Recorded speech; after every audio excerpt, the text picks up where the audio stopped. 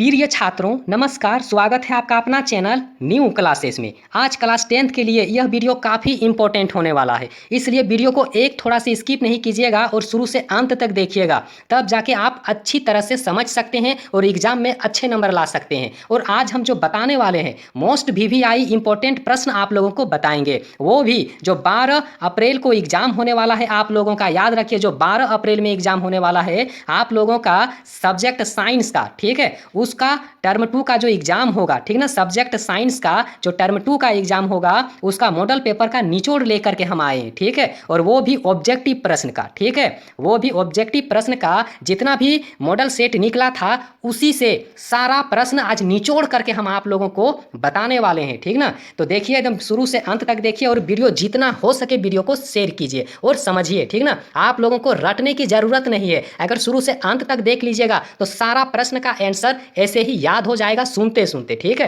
तो देखिए पहला जो प्रश्न इसका दिया हुआ है कि प्रकाश की किरणें गमन करती है, तो प्रकाश की किरणें कैसी गमन करती है, तो सीधी रेखा में गमन करती है। अगला प्रश्न देखिए, किसी गोलीय दर्पण की फोकस दूरी उसकी वक्रता त्रिज्या की क्या होती है, तो आधी होती है। सारा चीज समझ में आएगा, शुरू से अंत तक देखिए। तीसरा प्रश्न है, सोलर कुकर में किस गोलीय दर्पण का उपयोग किया जाता है, तो अवतल दर्पण का उपयोग होता है सोलर कुकर की गोलीय दर्पण में। याद रखिए, ठीक ना, सोलर कुकर तो आप लोग देखे ही होंगे ना। अगला प्रश्न देखिए, रासायनिक अभिक्रिया को संतुलित इस नियम के आधार पर किया जाता है, और जो इसका नियम है ना, नियम आप लोग याद करके रख लीजिए, द्रव्यमान संरक्षण के नियम से होता है, ठीक है। अगला प्रश्न देखिए, नेत्र में किसी वस्तु का कैसा प्रतिबिंब बनता है, तो वास्तविक एवं उल्टा बनता है।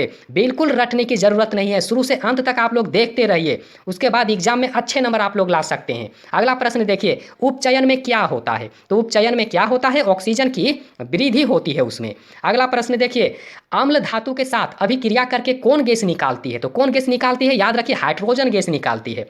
अगला प्रश्न, क्षारक जल में घुल करके, याद रखिए क्षारक जो होता है ना वो जल में घुल करके कौन आयन प्रदान करता है, तो याद रखिए OH ऋण आयन प्रदान करता है, ठीक ना। अगला प्रश्न देखिए, मनुष्य के पाचन तंत्र में भोजन का अवशोषण कहाँ होता है, तो छोटी आंत में होता है। काफी इंपॉर्टेंट प्रश्न आज हम आप लोगों को बता रहे हैं, इसलिए वीडियो को एक थोड़ा सी स्किप नहीं कीजिएगा।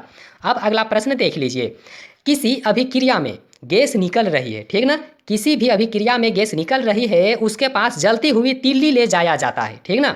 तो याद रखिए, तो गैस जो होता है ना फटफट की ध्वनि के साथ में जलती है, तो वह गैस का नाम आप लोगों को बताना है, ठीक ना।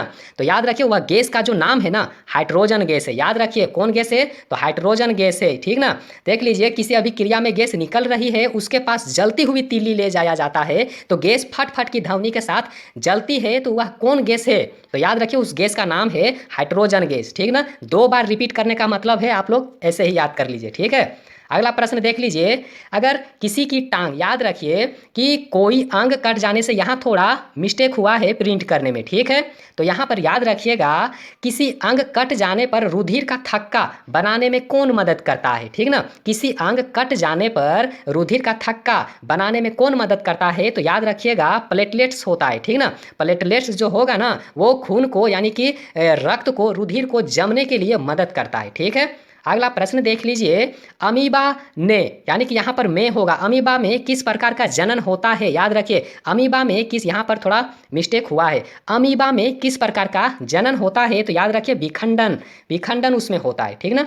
अगला प्रश्न देखिए, पर्तन, कलम, रोपण इत्यादि किस प्रकार के जनन की विधि है, तो कायिक प्रवर्धन है। बिल्कुल अच्छे से समझ लीजिए, ठीक है, क्योंकि एग्जाम में यहाँ से काफ़ी सारा प्रश्न आप लोगों को देखने को मिलेगा, ठीक है। यहाँ पर देख लीजिए, शुक्राणु कहाँ उत्पन्न होते हैं, तो कहाँ उत्पन्न होते हैं, वृषण में उत्पन्न होते हैं, ठीक ना।